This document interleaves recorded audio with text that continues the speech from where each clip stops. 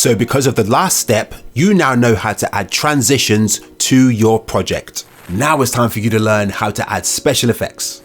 Right, so firstly, ensure that the main footage and B-roll are both unselected, and then go to the bottom menu and select Effects, and then Video Effects. As you can see, once again, Capcut has a huge variety of effects to choose from.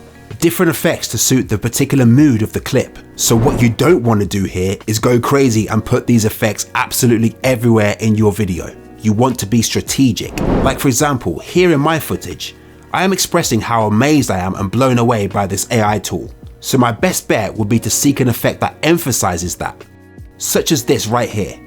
So when I press on it, it gives me a preview so I can see what it looks like before I commit to using the actual effect in my project. So since I'm good with that, I can go to the tick button right here, press it, and then it's added to my composition.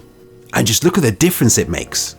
Another tool I'd recommend is the blend tool to add a bit more flavor to your picture overlays. This tool is good if you want to do something besides just have an overlay that takes up the whole screen and the raw footage disappears. This adds more of an artistic kind of approach to your project. And if you choose the right options, you can make it look really cool. But as far as special effects go, that's pretty much it. So like I always say, experiment, have a look around, see what works, but don't go too crazy with it. We want to keep this simple.